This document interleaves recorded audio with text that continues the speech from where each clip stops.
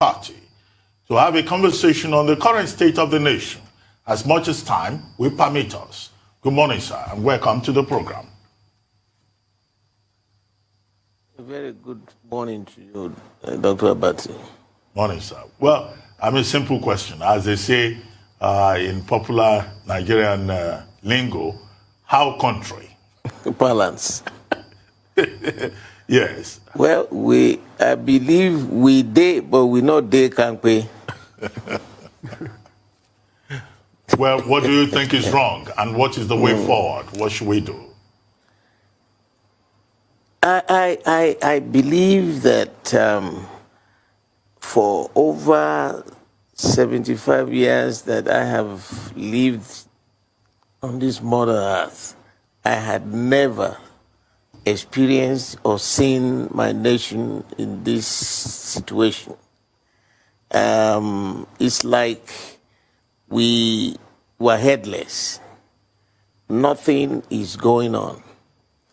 And I feel that the issue of this, the insecurity in the land, the lack of unemployment in the land, and so many vagaries of inactivities, jumpstarting, encouraging people to move from A to B peacefully, to carry out their normal jobs and duties and make their money at the end of the month and keep their family alive. We can't guarantee that anymore. So I keep wondering, because this is no longer a matter of party A or party B. Nigeria is in dire strait. The president must rise to the level where I can't teach him because he was my boss in the military.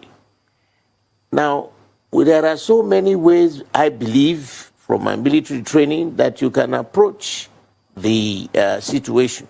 We have what we used to call aid to civil power. That's if the police action is not working, is not effective, then the commander-in-chief can get the army out in an operational order that will support, lives and properties. Because the first responsibility of any government is to ensure security of lives and properties of its people. Once you don't get that going, the whole National Assembly, they can shout from here till Timbuktu, or, the country is wobbling. And something has to be done, and done very quickly. It's our nation. The heavens are going to fall, like we say in the local parlance. Nobody is secured. When you get out of your house, whether you're a rich man or poor man, a middle class man or whatever, you keep looking right and left, looking forward and back for security. What is this? Something has to be done. It's no longer a matter of party A or party B. The platform is wobbling, and wobbling so badly. So what can you do? The senators are talking, the members of the House are talking, everybody, every corner, there's so much anger in the land. There's so much, people are not pleased. They're not happy. Well, thank you, sir. People are certainly talking, and the presidency is listening. You'll recall that this week, Femi Adesina issued a cryptic warning to past political leaders and religious leaders, saying that there's some saber rattling going on, there are threats to topple the government of President Muhammadu Buhari. What is your response to that, sir? I think that is an absolute trash. It's an absolute trash. What are you talking about taking over government, an elected government? Are you saying if we feel that things are not going in the right way, we cannot talk? When we talk, that for one is your birthright. Two, it is a fundamental right to react to situation, to react to things that are hitting you and not impacting on you positively. Are you saying we are zombies to be quiet and start walking around and don't talk? The president must have a feedback. And that feedback is the fact that all is not well. All is not well. Additional can be deceiving himself there, but all is not well. He must have relations, he must have friends, he must have his own children too, who are going from location A to location B. It is heart-wrenching. And this talk about trying to take over government, to do what? You see, if you are not elected, what are you taking over? Taking over what? So people must no longer talk. When the current Minister of Information, when Jonathan was there, he was the greatest spokesman, talking from all sides of his mouth, talking from all sides of his head, blasting the government, talking. In fact, I remember one time, Bola Tinubu called Jonathan the drunken Ijoman. He didn't get offended. So you are now telling people, be quiet. Because you are planning to do what? What do you want to do? You were elected there to serve the people. Those in government must ensure that there will be security of lives and property. That is non-negotiable. Please, let them move away from this scary, unfathomable statements. All right, sir. Thank you so much for your explanation. I'd like to get your comments also on the reactions of another elder statesman, I should say, a man in his 80s, Robert Clark, saying that at this point he doesn't think Nigeria will last another 6 months and the military should come in and make a dash at governance. No. Let me try and advise our people. You know, it is not the responsibility of the military to get involved in governance. I was in the military. I knew what it was when we had the normal civilian governance, and I knew what it was when the military took over. The impact it has on the military itself, we are yet to completely get back to normal operation. People who are talking about military, that is not our responsibility. It has never been, and it will never be. Everybody is designed, trained to do its own function so that the collective responsibility, the unanimous working together, is to make sure that A and B can move in one's direction that will be synonymous to civilized behavior. Please, those who are talking about military should dance away from it. It is not acceptable. It will completely roll this country back many centuries. The young men in the military now, they have their responsibilities. That's why I'm saying the aid to civil power operation should be immediately enforced so that the military will be engaged in driving all these miscreants from the streets. You know, and it's something we had done before. But to tell them, hey, you come and be in government and come and do what? Is that what they are trained for? Well, I don't subscribe to it. It will send us so many centuries back. Let us talk about it. That is the essence of democracy. We can talk about it. We can react to things that are not going right. And you have, it's part of the fundamental rights of every Nigerian. Because governance, like that's what we are saying. You see, the system we are running is so akin to military organization. You have one man sitting at the top of the government and his orders percolate to the bottom. No. In a democratic dispensation, power must come from the bottom up. The power of the people is what should drive our politicians and our leaders in taking decisions. Because you are elected, you told them, please trust me, that I will go there to manage the resources of your nation for your benefit, not the other way around. every Nigerian will agree with you that whatever the problems may be, this is a civilian dispensation. Which will solve it. And military rule is unacceptable. It has become unfashionable. It's an aberration. And it's an aberration. You got it right, sir. But you were talking about the military as an aid to civil power. Now, that is a part of the constitutional responsibility of the military. But we have also argued that, in fact, the military is so involved at the moment. Soldiers are now doing police work. And even in spite of that, we have not seen any difference. Now, as a retired military chief, do you feel embarrassed that even with the military getting involved to protect Nigeria internally and externally, they don't seem to be doing a good job? And then, many soldiers, after they returned to civilian rule, took over and took the Agbada. They donned their Agbada and Babariga. They became civilian politicians. And we have, as president, a tested, war veteran. And yet, under his watch, he's not been able to deliver on the first point of his 3-point agenda that will deal with security in Nigeria. Do you feel embarrassed that your constituency is not really helping or is overwhelmed by terrorists, bandits, kidnappers? No. I am not embarrassed. I am very concerned.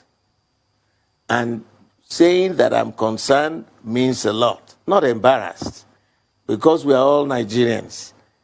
I said that there is an operation that we carry out in the military that is codenamed Aid to Civil Power. If you have an insurgency and the police action is not able to resolve them, then you call in the military to back them up and take over the operation. That is the aid to civil power. I'm not sure whether it has been instituted, and there have been all kinds of stories on this Boko Haram, even before the president came in, and when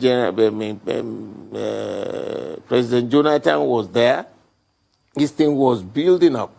There were a lot of information inputs that were being put forward at that time. And instead of people listening, they politicized those inputs and turned us in a direction that scattered the whole operation. I think, for me, I said embarrassed. We had suggested severally, and this is not a matter of party B or party C now. I'm talking as a Nigerian, as a retired general, and as somebody who has been in government too, that there is need to interact with all the leaders from the various corners of this country. I said that before. Let the president make sure they call all these people, because when in our local parlance, in those days, once you have something that is much bigger than what you had experienced before, the local Oba or whatever, the king there, will call all the leaders of the various quarters and brainstorm. Like we say in my local parlance, you put your heads together, you put stomach to stomach, and discuss these things. Let's find solutions. It is not that a one man should wear the brains of everybody. It is when you interact, you discuss, that you find, ways of suggested solutions to the problems that are befalling us. So, in my opinion, I think that rather than saying embarrassed, I said I'm very concerned. They have tried all kinds of methodologies in the past. For us, it has not worked. It has not worked. So you must alter course and do something else. And it is the responsibility of the leadership to call all those people. They are there. There are some very senior retired generals. There are others that are obas. you know, from various quarters of this country. There are also very, very senior politicians. Call them up together, lock the door, discuss the problems of this country. Forget about your party B or party A or party C. It is now a national malady. And so he calls for everybody to put their hands on the deck and see what we can come out with. So everybody will leave that meeting feeling that you are part of the solution. It's our country. That's one side. The other issue for me is that the system that was handed over since 1999 is not working. For God's sake, it is not working. And you will know that the lack of communal security is what is being transported and is expanding and is completely consuming this country. It means that the issue of total centralization of the power of the presidency is not working. You have to devolve power to the states so that the state itself, the local government, will also have their own powers, so that from unit to unit, you can effectively, the people in that community will know that this chairman, we voted you and your team to make sure that life means brings more, gives more meaning to them. And if you don't do that, they can remove you in 4 years. But to leave it that one man will sit and the power will percolate from top to bottom with this massive nation, that system has not worked. We have tried it. It is not working. Don't let us deceive ourselves. And there had been a national conference. A report was submitted. That report is still there. We have another 1 year of the grace of God to let us sit down and discuss the report of that conference. And let's move forward. For me, it is not a matter of you hate this one, you hate that one. You know, the consequences now, one, you are perpetuating the lack of cohesion amongst the tribes. They are no longer talking together. When I was young, I mean, the Fulanis used to bring their cows over 75 years now. And after selling the cows in Lagos, they would have been able to extract the urine of the cows. And Agumudadani, they were going all over Lagos. People bought a lot of the Agumudadani. There was no friction. There was no descending voices. They made friendship with everybody. And they made their money, went back there, and will come back with the cows. So now what is the problem? Why are we having so much tension amongst ourselves? I think something is, some devil has entered this country. Maybe we have offended God. And I think we need a lot of prayers, you know. We need a lot of prayers and sincerity of purpose and commitment. Lack of greed. You know, it's so mind-boggling. Well, we do certainly need some kind of atonement from the kind of climate that we're seeing now of fear and of tension, like you just highlighted. But around a month ago, Lieutenant General Ibrahim Atahiru, Chief of Army Staff, said that they would be calling on retired military officials. Have you been called upon, sir? Or is that also politicized? I just have to ask specifically, because you also mentioned a tendency to let reports gather dust. This was announced a month ago, yet we haven't seen much action. So I want to know if you have been called upon and what your inputs would be on thorny issues like the practice of ransom paying to bandits and terrorists, for example. Where do you stand on that question? For me, it is another experience in my life. You know, initially, nobody thought about that. Then suddenly, it has become the noise all over Nigeria. that all these kidnappings and things were, you know, another organized methodology of extracting money from people. I believe that's why I said, just before you asked the question, that I believe some devil has entered this country.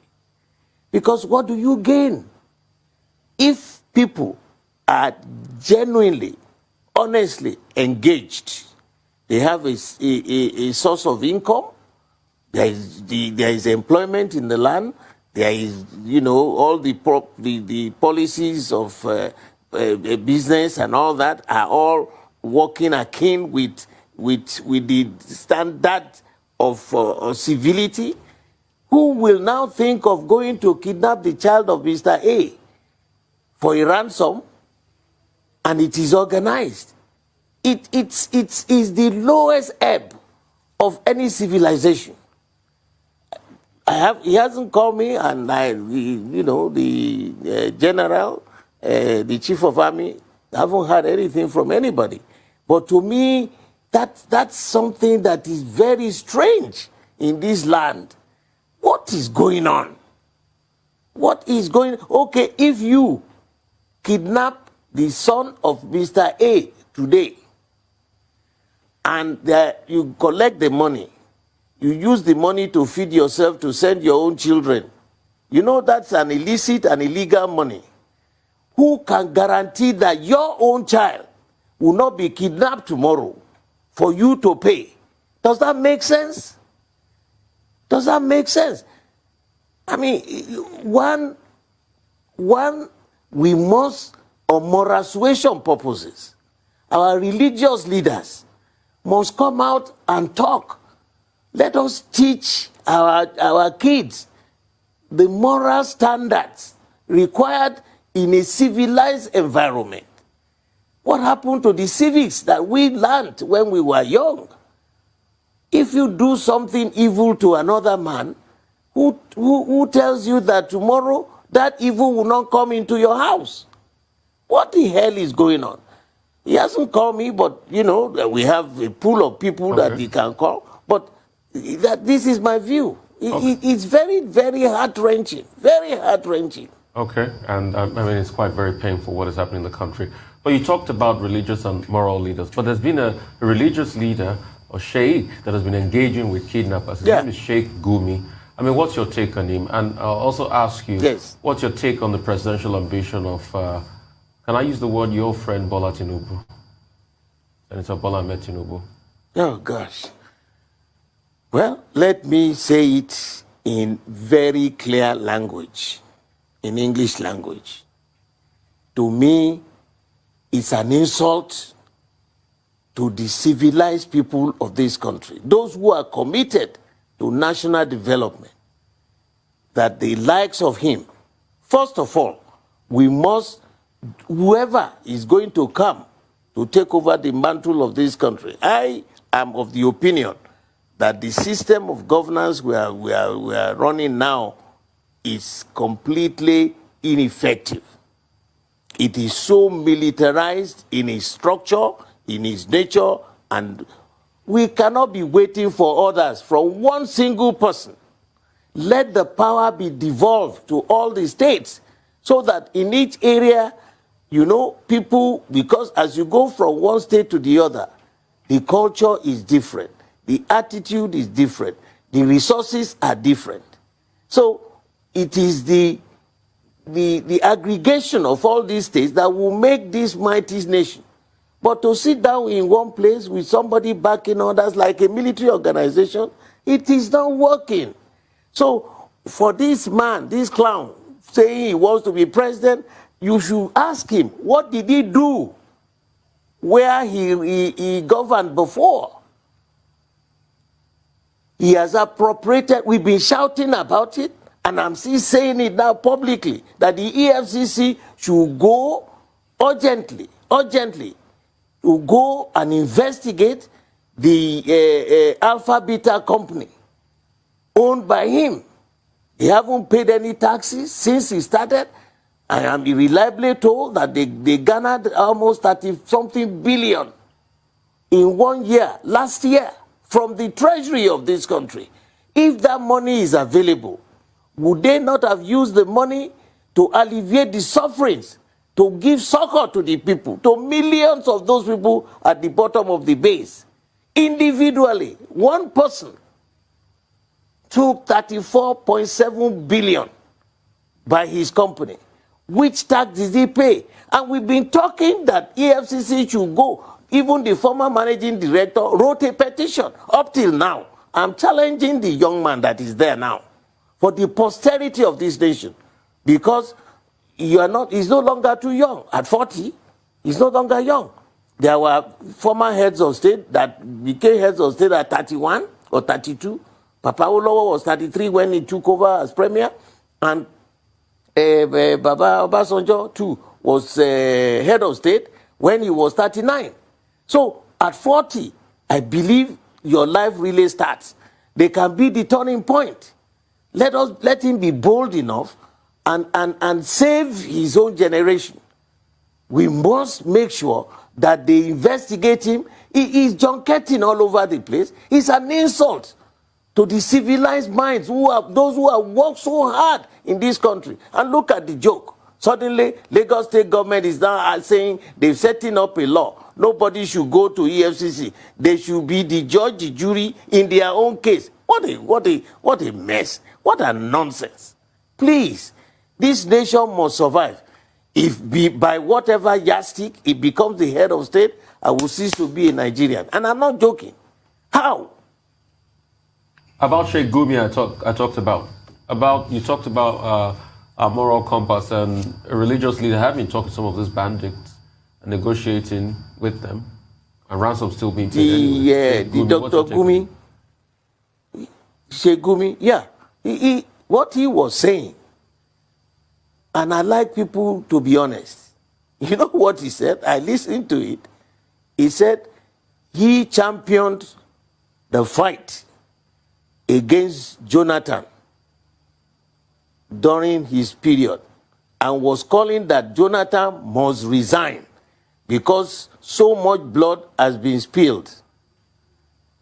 He said it openly. He said, so what for now, if he did that to Jonathan and he's asking his own brother, that's the way he said it, that he's asking his own brother that he must change his system. Otherwise, he will lead a protest down that he himself, because more blood has been spilled now than Jonathan's period. So he's going to ask him that he must also resign in a double fashion. You know, he was talking to his people in his teaching. And I looked at it and I said, ooh, well, if he was that bold, which was true, he said it at that time, why can't he say it now? Because the situation has not gotten better. But all those jokers, like the Minister of Information speaking from both sides of his mouth and lying all the way, and the additionals of this world and the other gentleman there covering up, let's tell the truth. Say it the way it is. Like we say in my palace, why don't you say it? If you say it, you die. If you don't say it, you die. Why don't you say it and let the devil be ashamed? You know, there's a popular saying, if you fool me for the first time, shame on you. But if I'm so stupid that you fool me the second time, then shame on me. Nigeria has grown. This nation has produced all parts of the country. I see the young minds, all these young people from all over this country, the north, the south, the east, and all that. They need a future. We need to translate and transform our Nigerian country to a nation. We are just existing as a country and not a nation. And it's going to affect the future of our people. Please, let's do what is just, what is fair, what is right, for the sake of these young generations that are coming. I mean, these are tough times in Nigeria. I would like to repeat the point we both agreed upon earlier, that military rule is an aberration. and as a company, Arise News, Absolutely. our policy is that there's no role for the military in democratic governance. So I'm just restating that for the benefit of those who could twist the statements. Now, let me go back to Asiwaju Bola Ahmed Tinubu. Chief, I hope you are aware that on the basis of some of the things you said, Asiwaju Bola Ahmed Tinubu could take you to task. You called him a clown. You said he has to account for some money. But these are allegations. You bet. Yes. Well, I hope he doesn't sue you for defamation. Those are your words, not ours, in this station here. But very quickly, the bone of contention. Let us go to court. Well, okay. Now, let us go to court so that we both will be talking under oath. I am saying these allegations, we have documents. EFCC has been investigating. The former managing director of Alpha Beta himself stated, black and white, how they have been siphoning the money of the Lagos State Treasury. And you're saying, let him take me to court. We will go there, I will say my own, and the papers will be there. Let him defend it. First of all, we want the original certificates of the university he claims he attended. And exactly what is his own real name. Look, you want to get a clown to be your head? What you will breed will be a pool of clowns. We need people. And there are people in this country. Chief, I was going to ask you, one, I am ready. If you want to take me, let me take you to court. We will fight that. Well, Asiwaju Bola Ahmed Tinubu will insist, and his supporters will also insist, that it doesn't matter. That he has a right as an individual to seek to become president of Nigeria. It's for the people of Nigeria to decide. But the major bone of contention, I guess, between the two of you has to do with Lagos state politics. Now, as you claim, Asiwaju Bola Ahmed Tinubu has been in charge since 1999, either directly or by proxy. Why is it that the PDP, under your leadership in Lagos State, has not been able to displace either the AC, the ACN, the APC in Lagos State? And some people argue that it's because you always insist on the man that will run as governor, and that has been a major handicap for the PDP in Lagos. In 2023, is it again Mr. Agbaje, Jimmy Agbaje, that is going to run? And then the Lagosians will just say, okay, this man again. Don't they have people in that party? Yeah. Let me try and disabuse your mind and at the same time tell the truth. What you have said is a cacophony of some jokers in the beer parlor. I'm sorry, Dr. Abati. It's a cacophony of jokers in the beer parlor. Who told you that I was the one who always nominated the governor? In our party, no individual has a right to handpick because it's not your private business. There is no time there had never been a primary in our party. The accusation you levying against me is exactly what they do with the emperor there. Bola Tinubu is an emperor. God bless you if you are not part of his own line. You know, that's what Trump is trying to do with the Republican Party now in the United States. And I wish him the best of luck. Here, you I want to call any of me and any of them and him for a debate. Even at 3 a.m. in the morning in the burial ground, I will be there to say that I, Olabode George, had been handpicking people. You know what is wrong with us? The process of the INEC is archaic, it's unacceptable, it is as old as the centuries, and so it gives room for manipulation, figures. From your polling unit, from your polling unit, the results are hand-carried. From there, from your polling unit to the collation center. Even from the results from Lagos State, it is also hand-carried by somebody to Abuja. Isn't that a joke? We're in the 21st century. When computer, even kids now in primary school, they know what to do with their iPad. They know what to do with social, whatever they call it. The internet is there.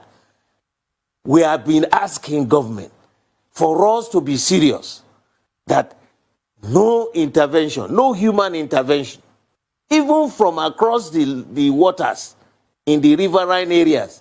You know, people come by boat carrying the result physically. Isn't it a joke? Where is that giant of Africa? Computer is available. The software is readily available. We have a lot of brilliant young people in Nigeria who can write programs for us and bring out a super program for us to run our election. We are still asking, where is the e-voting? You know, they tried. One, if you go to your polling something, you bring out your PVC card. That PVC card, you strike it against a small gadget, it identifies you. Isn't that the same modern technology? So what is wrong in you pressing the button for the party that you want and it's automatically registered in any location you want it? Even if you want to store it, you can store it in the clouds. That result. So he's sitting here clowning, manipulating this result. You know what happened in the last election? Where have you ever had anywhere in the world where you have a bullion van on the day of election? Were they carrying food for him to his house? Bullion van. He was not arrested. He was not cocooned. He was not containerized and be taken to the cooler. Please. You know, these are not things that he had done in the dark. Openly. So why are you saying, but the judge is this and all that? It is absolute nonsense that they run as election. I have seen it. We have watched it. And we have been crying for this nation to move forward, for credible, responsible, respectable, fair-minded people to represent their people. Let that process be modernized. Otherwise, you have the man who has stolen so much money, controlling all those who want to be governor, to be representative, to be state assembly, to be governor, to what nonsense is this? For God's sake, we are not in the dark ages. So saying, but they judge, we will present people, but as long as we have this process where people use the manual process to compute our results, forget it. On that forget note, it will never work. You know, we are gradually getting to the zenith, and I am afraid people are getting fed up. A lot of our young minds are coming from abroad now. They want to be this, they want to be that. I keep telling them, well, let's keep shouting. Maybe Professor, who is in charge of INEC, we'd like to thank you very much. Point well made. Thank you very much, Chief Olabode George, for joining us.